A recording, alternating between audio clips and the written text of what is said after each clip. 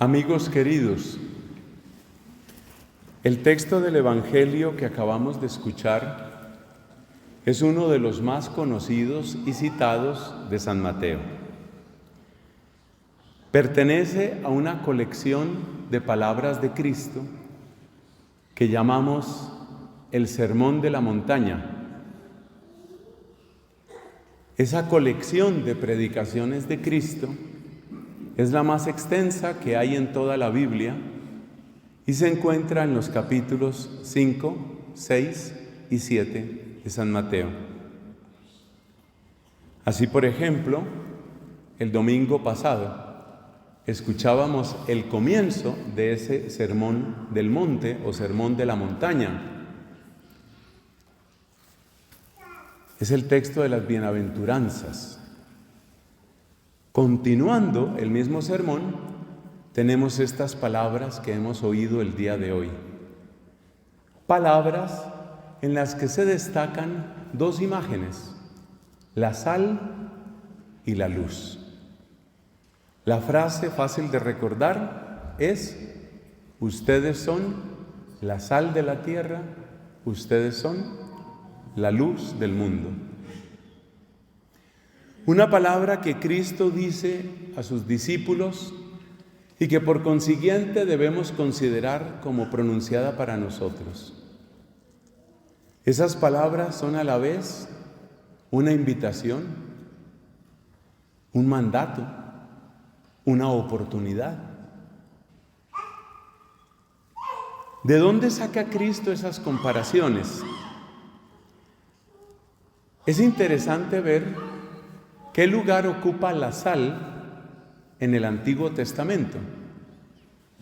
No se nos debe olvidar nunca que cuando Cristo predicaba, sus oyentes indudablemente estaban familiarizados con lo que nosotros llamamos el Antiguo Testamento y que ellos llamaban las Escrituras. Y esto es interesante porque si nos transportamos en el tiempo hasta esa época, examinando lo que aparece en el Antiguo Testamento, podemos hasta cierto punto reproducir en nosotros lo que tal vez estaban entendiendo aquellos primeros oyentes. Así que dispongámonos, vamos a hacer un viaje al Antiguo Testamento y vamos a mirar ¿qué significaba la sal en el Antiguo Testamento? La mayor parte de nosotros, los sacerdotes, cuando predicamos de este Evangelio, nos referimos a lo que es la sal hoy. No está mal. Sabemos que la sal da sabor, sabemos que la sal ayuda a preservar los alimentos. Eso es cierto. Pero es una buena pregunta y es oportuna. ¿Qué nos dice el Antiguo Testamento sobre la sal? ¿Será que habla de la sal? Por supuesto que sí, y no pocas, sino muchas veces. Yo tengo por aquí algunos apuntes que me van a servir de guía para que nosotros hablemos de la sal. Por ejemplo, esta expresión. En la Biblia aparece la idea de la alianza de sal. Mire, por ejemplo, esta palabra que está en el libro Levítico. A ver dónde la tenemos por aquí. Es una cosa impresionante. Dice: toda ofrenda vegetal tuya la sazonarás con sal. Como dicen hoy los jóvenes, no la vi venir. Esa no la vi venir. Es decir, que cuando se iba a ofrecer algo a Dios, según el capítulo 2 del libro Levítico, había que echarle sal. ¿Cuál era el propósito de eso?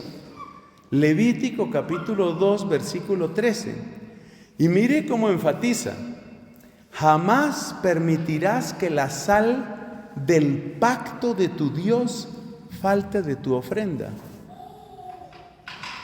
La sal no debe faltar. Y vuelve a insistir, ofrecerás sal con todas tus ofrendas. Este es el tipo de cosas que seguramente estaban en el corazón, en la mente, en los oídos de aquellos primeros oyentes de Cristo. Seguramente ellos tenían el eco de estas palabras, porque eso era lo que se leía en las sinagogas, eso era lo que ellos escuchaban. Pero nosotros muchas veces no estamos tan familiarizados con estos textos.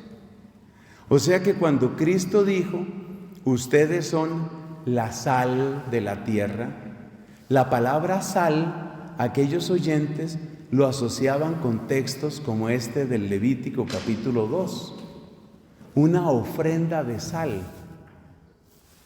Vamos a otro texto para que usted vea lo interesante que es esto. Parte de mi trabajo es enamorarlo a usted de la Biblia, que usted se enamore de la palabra de Dios, que todos nos enamoremos. Mire este texto que me encontré del libro de los Números, capítulo 18, versículo 19.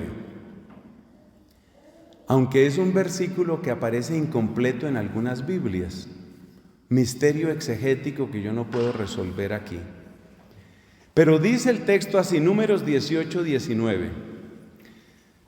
Todas las ofrendas tomadas de las cosas sagradas que los hijos de Israel presenten al Señor, las he dado para ti, para tus hijos y para tus hijas contigo, como provisión perpetua.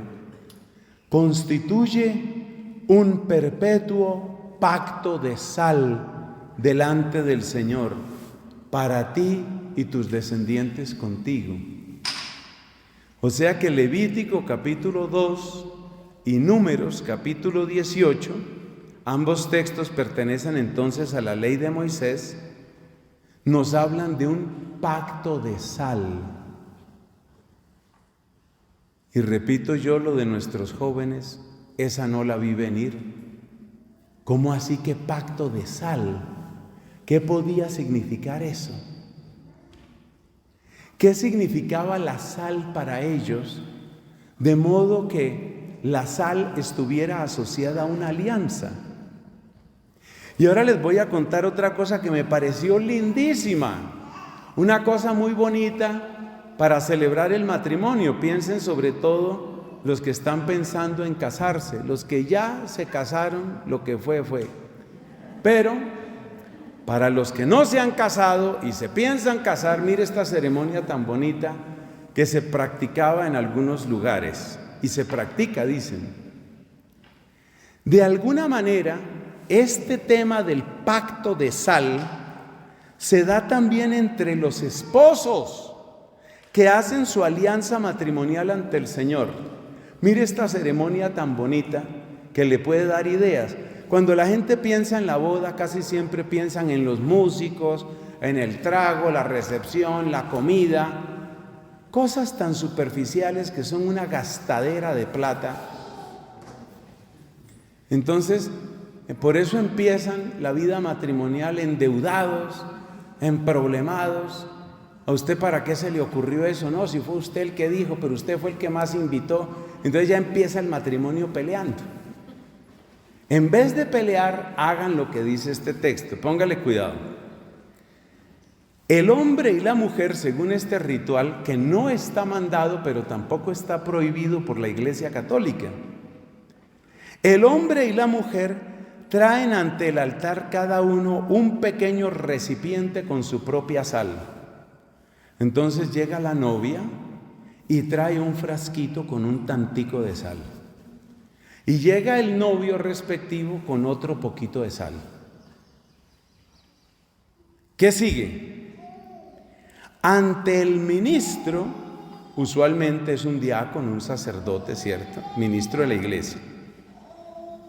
Ante el ministro la mezclan, entonces ella con su poquito, él con su poquito, y mezclan ahí la sal. Al llegar a casa, colocan ese frasquito con la sal mezclada, colocan ese frasquito en un lugar visible. ¿Para qué? Para que cuando los hijos pregunten, ellos respondan que van a divorciarse solo cuando cada uno pueda separar sus propios granos de sal. Entonces, que nos vamos a separar. Perfecto, aquí tiene el frasquito. Saque sus granos, mijita. No está tan fácil. Entonces ahí entendemos un poquito lo que significa la ofrenda y la alianza de sal. Cuando mezclas la sal, ya es imposible separarla, porque ya quedaron mezclados. Fíjese que eso es lo contrario de lo que están haciendo muchas parejas hoy, que se casan ya casi pensando en el divorcio. Entonces se casan asegurando las capitulaciones, o sea, nos casamos, pero aquí está lo mío, ahí está lo suyo, mi sueldo para mí, su sueldo para usted. Son matrimonios que yo creo que empiezan con un signo muy peligroso. La idea es cómo se mezclan los granos de sal. Pero ustedes saben que el que mezcló sus granos de sal con nosotros fue Dios. Eso es lo que significa una alianza de sal. Dios mezcló su sal con nosotros y es imposible separarla.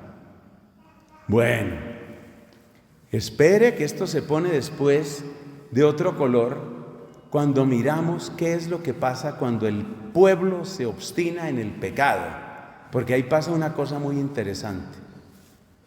Entonces, una alianza de sal, ¿qué significa? Una mezcla indestructible, una combinación que no se puede romper. Y Dios utiliza esa comparación, que con nosotros Él ha hecho una alianza. ¿Una alianza cómo? De sal. ¿Están tímidos? No, respondan, así se equivoquen, respondan. Es una alianza de sal la que Dios ha hecho con nosotros. Entonces, el primer significado de alianza de sal es una mezcla, una combinación imposible de separar. Imposible de separar. Ahora volvamos por un instante al Evangelio. ¿Qué nos dijo el Evangelio? Ustedes son la sal de la tierra. ¿Usted se da cuenta de lo que estamos diciendo? Ustedes son mi alianza. Ustedes son mi alianza viva en el mundo. Ustedes son la prueba de que Dios puede hacer alianza con el hombre. Ustedes son una alianza visible. Ustedes son alianza que camina. Esa es la belleza que encuentra uno cuando se acerca al Antiguo Testamento, sin quitar nada, repito, de las comparaciones bonitas que se hacen con la sal hoy en día. Entonces, ¿nosotros qué somos? Una alianza de sal. Ahora examine otra cosa. ¿Cuál es la alianza más perfecta? La alianza más perfecta, según nos enseña Santo Tomás de Aquino y otros santos, doctores y padres de la Iglesia, la alianza perfecta no es una palabra ni es un contrato. La alianza más perfecta es una persona. Jesucristo es la alianza perfecta. ¿Por qué?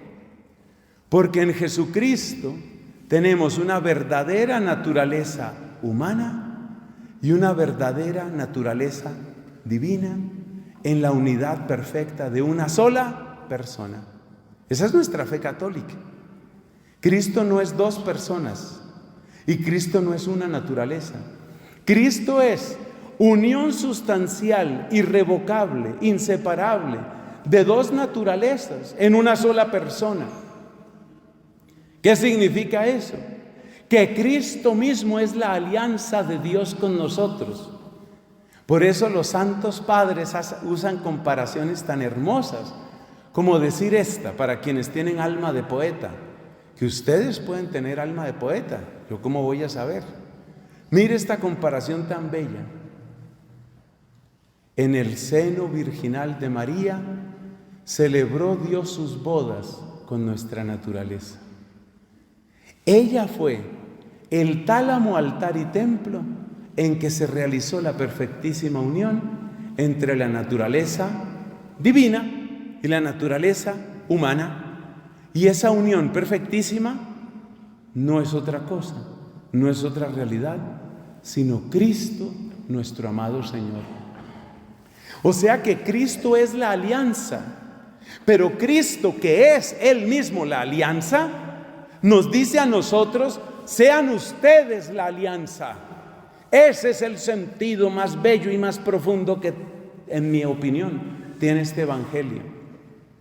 Entonces, así como Cristo es la alianza de Dios con los hombres, de modo que en ningún lugar donde estuviera Cristo dejaba de estar Dios vivo y actuante, y en ningún lugar donde estuviera Cristo estaba nuestra naturaleza real y perfecta, nuestra naturaleza humana. Así como Él es una alianza viva, nosotros estamos llamados a ser alianza viva.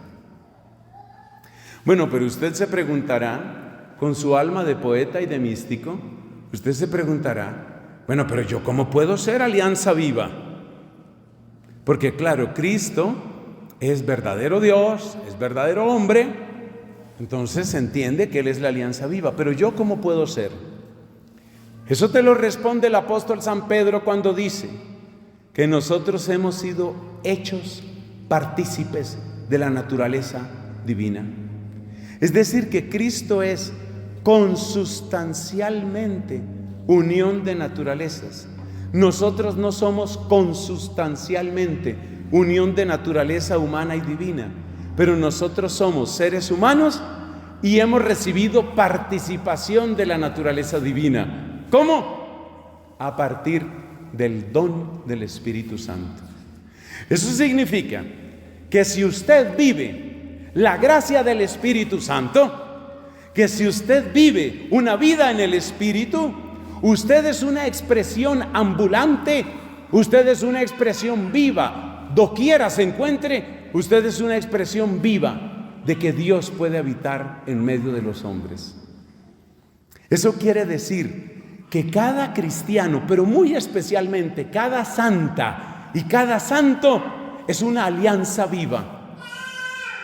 Entonces uno piensa, por ejemplo, en estas hermanas queridas a las que les deseamos el don mayor, que es el don de la santidad. Una religiosa, una monja que es de Dios, pero que al mismo tiempo es un ser humano, es una mujer. Es una mujer y es de Dios. Cada una de ellas se convierte en la demostración viva de que Dios habita en medio de su pueblo, de que Dios puede habitar en esta tierra. Y la realidad de que Dios puede habitar en esta tierra es la señal de esperanza de que nosotros podremos habitar en el cielo. Que Dios pueda habitar en la tierra es la esperanza firme de que nosotros podremos habitar en el cielo. Esa es una monja. Eso es lo que significa ser religiosa. Es lo que significa ser consagrada. ¿Qué me toca a mí? Por religioso y por sacerdote. Yo soy dominico. Los interesados en ser dominicos hablen con las monjas, ellas les darán las instrucciones. Hay que hacer promoción vocacional también. Entonces, yo soy dominico, yo soy religioso y soy sacerdote, o sea que tengo en cierto sentido doble y triple consagración, súmele bautismo, confirmación. Bueno, ¿qué me toca hacer a mí? Yo, con todas las limitaciones, miserias y pecados que existen en mi vida, pero por encima de eso y por la gracia de Dios, yo tengo que ser una señal permanente de Dios. Es decir, es necesario que cada persona que se encuentre conmigo sienta, descubra, halle algo de Dios en mí, a pesar de lo que yo soy. Eso es lo que significa: ustedes son la sal de la tierra. Pero hay otros dos aspectos que son interesantes de la sal, lo cual significa que en esta homilía no vamos a hablar de la luz, porque si no, ¿hasta dónde nos va a llegar el agua? Hoy vamos a hablar solo de la sal, porque tenemos que ser realistas. La gente tiene una vida, ¿cierto? No se puede hablar todo el tiempo. Entonces vamos con la sal, seguimos con la sal. La sal sirve para purificar. Observe, por ejemplo, este milagro que hizo el profeta Eliseo, según se cuenta en el segundo libro de los Reyes, capítulo 2. En cierta población, los hombres de la ciudad le dijeron a Eliseo, el profeta: el lugar de esta ciudad es bueno, como lo ve mi señor, le hablan al profeta, pero las aguas son malas y la tierra es estéril. Ese era el problema que tenían: tierra mala, aguas malas. No se puede utilizar esta agua ni para el consumo nuestro, ni para nuestros animalitos, no se puede. Le dicen con tristeza al profeta Eliseo. Quiero recordarles que el profeta Eliseo es en todo el Antiguo Testamento el profeta que más milagros realiza. Nadie en todo el Antiguo Testamento hizo tantos milagros como el profeta Eliseo. Bueno, le cuentan esa tristeza. Uno se puede imaginar, yo los imagino, como nuestra gente del campo, con esa tristeza, con esa preocupación. Mire, este lugar es bueno, pero tenemos ese problema, que la tierra está mala y el agua está mala. ¿Qué hacemos? Eliseo hizo un milagro. ¿Cuál fue? Se cuenta de esta manera. Respondió el profeta: tráiganme una vasija nueva y pongan en ella sal. Por ahí va el milagro. Pongan sal. Se la trajeron. Él fue a donde estaba el manantial de las aguas. Acuérdese, las aguas eran malas. Fue donde estaban las aguas, el manantial de las aguas. Arrojó la sal en ese lugar y pronunció esta palabra de parte de Dios: así ha dicho el Señor, yo saneo estas aguas y no habrá en ellas más muerte ni esterilidad. Fue un milagro, uno de los milagros bellos de Eliseo. Háganse amigos de Eliseo antes de que les llegue la agonía y la muerte, porque ya uno agonizante para hacerse amigo de Eliseo, ya es tarde. Hay que hacerse amigo de Eliseo antes, hay que conocer estos santos y estas historias. Uno tiene que conocerlas pronto porque la vida se acaba. Vuelvo a mi tema. Arrojó sal, una sal que había bendecido, arrojó sal sobre el manantial. ¿Y qué cree usted que pasó? Las aguas que eran imposibles de beber se sanearon. Milagro de Eliseo. Aguas que quedaron buenas para el consumo humano y para los animalitos. Aguas que saneó Eliseo. Y esa tierra que se alimentaba o que bebía esa agua mala y que era tierra estéril, cuando empezó a recibir el agua buena, el agua saneada por Dios a través de la palabra del profeta Eliseo, esa agua ya limpió esa tierra, ya se pudo cultivar, ya se pudo sacar buen producto, ya los animalitos pudieron alimentarse. Ese fue un milagro precioso de caridad que hizo el profeta Eliseo. Eso está en el segundo libro de los Reyes, capítulo 2. Entonces la sal se utiliza como instrumento de purificación. Instrumento de purificación. En los exorcismos, en el ritual del exorcismo de la Iglesia Católica, muchas veces se utiliza la sal. Y hay permiso y hay oraciones para hacer una oración, para hacer una plegaria especial sobre la sal, a la cual se le llama después sal exorcizada. No hay que darle excesiva importancia a los sacramentales, pero tampoco nos olvidemos que tienen un significado y tienen un lugar en la vida cristiana. Entonces la sal purifica.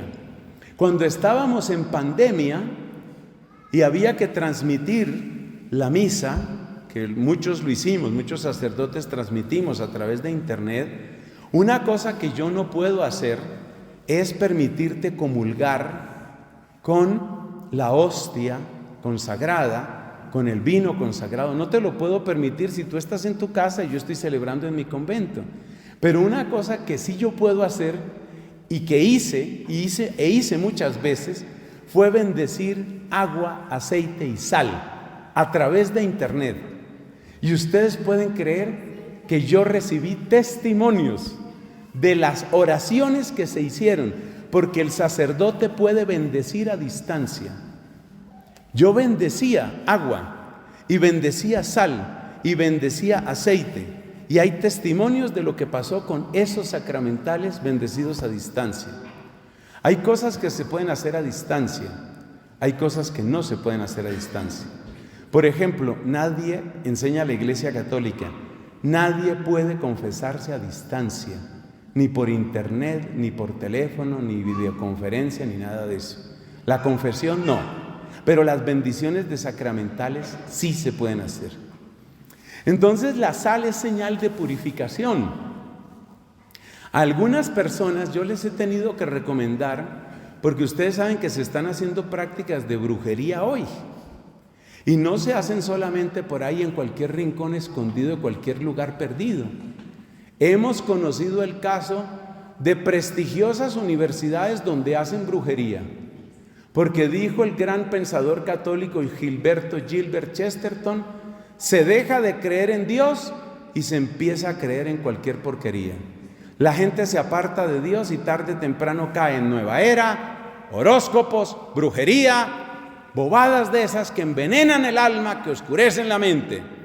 Entonces yo he sabido de prestigiosas universidades donde se supone que hay mucho estudio y muchos doctores y hacen brujería. Y nosotros tenemos que defendernos, primero llevando una vida santa, pero utilizamos también los sacramentales. Y yo le he dicho a gente, no es ninguna brujería, es simplemente reclamar para Cristo lo que le pertenece a Cristo. Lleve usted su aceite bendecido por un sacerdote, lleve usted sal bendecida, sal exorcizada y utilícela convenientemente de esta y de esta manera. Esas cosas hay que hacerlas.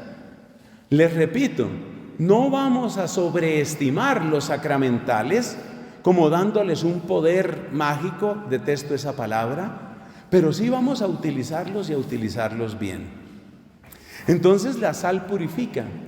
Pero atención, yo me fui por el tema de los sacramentales, pero ¿qué dijo Cristo? Ustedes son la sal de la tierra, ustedes.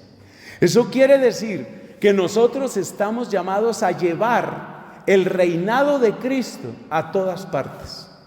Si usted mira, ahora me voy a referir a los laicos porque antes hablé algo de las religiosas. Si usted mira lo que dice el Concilio Vaticano II sobre los laicos, dice lo siguiente, que la vocación de ustedes, amigos queridos laicos, de la edad que sean, eso no es que porque yo soy chiquito para mí no cumple, no señor, usted puede ser chiquito en edad o chiquito en estatura, puede ser barrigón, calvo o feo, de todas maneras a usted le toca ¿qué? Purificar el lugar donde esté. Usted tiene que purificar el lugar. Y dice, bueno, específicamente lo que dice la Constitución Lumen Gentium es, corresponde particularmente a los laicos hacer presente el reinado de Cristo allí donde se encuentran. O sea que a usted le corresponde llevar el reinado de Cristo a su cultivo, a su tienda, a su laboratorio, a su oficina, a su salón de clase. Llevarlo no significa necesariamente estar echando sermones todo el tiempo. No. Muchas veces hay que empezar sobre todo por mucha oración y mucho testimonio. Pero nosotros somos sal de la tierra y tenemos que purificar los lugares. Cuando usted llegue a un lugar, por favor, tenga olfato espiritual, como tenía Santa Catalina de Siena. Llega usted a un lugar y usted se da cuenta, uy, aquí no está reinando Cristo como yo quisiera. Y usted empiece, desde que llegue a un lugar, empiece en la tarea. ¿Qué tengo yo que hacer para que reine Cristo Jesús en este lugar? Eso vale para todos, vale para estas madres queridas, pero vale sobre todo para ustedes laicos, a llevar el reinado de Cristo ahí donde usted esté. Si a usted le gusta el baile, que hay gente que le gusta el baile, hay una cantidad de gente que le gusta el baile, usted tiene que llevar el reinado de Cristo al baile. Que no vaya a ser el reinado de la carne, la lujuria o el reinado de Satanás en usted. No, señor. ¿A usted le gusta bailar? Me parece muy bien que le guste bailar, pero si usted va a llevar el reinado de Cristo a ese lugar. El santo cura de Ars se dio cuenta que allá en esa población de Ars, los salones de baile eran salones de desenfreno, pecado, vicio, lujuria, infidelidad, adulterio. Y por eso el santo cura de Ars tiene unas predicaciones terribles que no les van a gustar a unos amigos y amigas míos que son fanáticos del baile. Pero tenga presente que cuando el santo cura de Ars hablaba en contra del baile, no es por el problema del baile, es si el baile es lugar donde reina el pecado. Pero si usted va a bailar, antes de bailar usted tiene que pensar: mi cuerpo es templo del Espíritu, yo soy de Cristo. Entonces, ¿cómo voy a bailar de manera que yo purifique este lugar? Eso es lo que usted tiene que hacer. Última enseñanza en esta catequesis sobre la sal, porque estamos en una catequesis sobre la sal, porque todo esto viene de una frase que dijo Jesús: ustedes son la sal de la tierra. Resulta que la Biblia también nos enseña que en algunos lugares donde Dios pronunció juicio y castigo, lo único que quedó fue sal. Les recuerdo lo que dice el Salmo 107. Él convierte los ríos en desierto y los manantiales en secadales. La tierra fértil en marismas, dice la traducción que estamos acostumbrados nosotros. Otra traducción más precisa dice: la tierra fértil en salinas, por la maldad de los que moran en esa tierra. Y luego hay un texto que no les voy a leer, que está en el Deuteronomio, donde se habla precisamente de los castigos que va a recibir el pueblo si desobedece a Dios. Y uno de esos castigos es: tu tierra se volverá de sal. ¿Cómo debemos entender esto? Para que tomemos este tema en serio. ¿Cómo debemos entenderlo? ¿Se acuerdan la comparación que hicimos del matrimonio donde se mezclan los granitos de sal?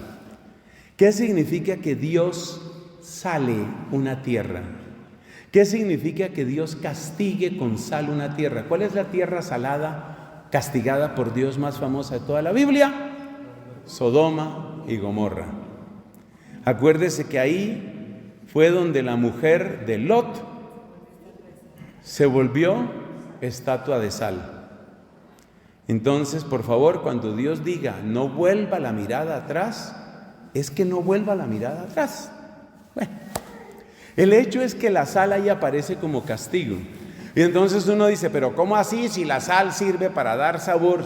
Sí, Señor. Pero es que la sal tiene un sentido bíblico profundo, que es el que estamos escrutando en esta predicación.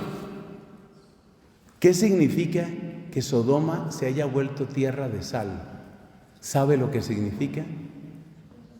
Que Dios separó sus granos. Que Dios dijo: ¿así que no quieres alianza conmigo? ¿Así que no quieres alianza conmigo? Dios sacó su sal y la arrojó. Esa es Sodoma. Así que no quieres alianza conmigo, ahí te queda la sal, ahí te queda mi sal, porque no la quisiste en alianza conmigo. Este es un tema que invita al temor de Dios. No se nos olvide que esa es parte de la predicación de la iglesia. Nosotros los dominicos tenemos, por ejemplo, a un santo que se llama Vicente Ferrer, que debe ser como tío mío, San Vicente Ferrer. Yo soy Medina Ferrer, por si acaso. Yo siempre digo que yo soy sobrino de San Vicente Ferrer. Ya se ríe. De San Vicente Ferrer. Y San Vicente Ferrer era el gran predicador del temor de Dios. Si no obedeces a Dios, arrojará su sal sobre ti. Ah, que no me quieres, no quieres alianza conmigo. ¿De verdad no quieres alianza conmigo? Esa fue Sodoma. ¿De verdad que no quieres alianza conmigo? ¿De verdad que no quieres obedecerme? ¿De verdad que no quieres nada conmigo? Pues 3 castigos reservó Dios: fuego, azufre y sal. Pero ese fuego, azufre y sal, ¿qué significa? Es lo que a ti te corresponde porque tú lo escogiste. No es que Dios quiera eso para nosotros con deseo de su corazón. Es lo que tú escogiste.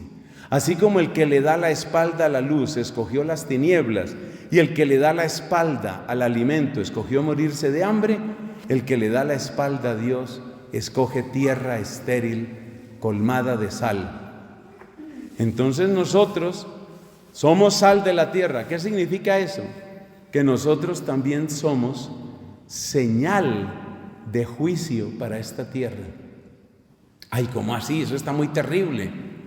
¿Qué significa ser señal de juicio? Que cuando todo el mundo dice que, por decir algo, la pureza es imposible, los santos que han vivido la pureza, como una Inés de Montepulciano que brilló por su pureza, ella es la patrona de este monasterio, como un San Luis Gonzaga de los jesuitas que brilló por su pureza. Si nosotros decimos la pureza es imposible, la castidad es imposible, los santos que han vivido la castidad son una señal para decirnos: el que lo hizo imposible fuiste tú, porque posible sí es, posible sí es. Ah, el perdón es imposible, eso dices tú. Y tantos santos que vivieron el perdón. ¿Qué tal un San Esteban que murió orando por sus verdugos? ¿Ah? ¿Qué tal un San Cipriano que cuando lo condenaron dijo solamente: demos gracias a Dios? ¿Ah? Entonces, cuando tú dices que la virtud es imposible, los santos que fueron y son sal de la tierra son los que te están mostrando ningún imposible. Tú crees que es imposible, pero fue para ti. Y lo que te espera no es bueno. No es bueno lo que te espera si tú te rebelaste contra Dios. Hermanos, hay tanta riqueza en la palabra de Dios. Quiero agradecer al Señor por este espacio. Con sencillez agradezco también la paciencia y sobre todo el amor de ustedes a la palabra divina, porque es que tenemos que alimentarnos, hermanos. Tenemos que alimentarnos de la palabra para vivir estos tiempos que no son tiempos fáciles.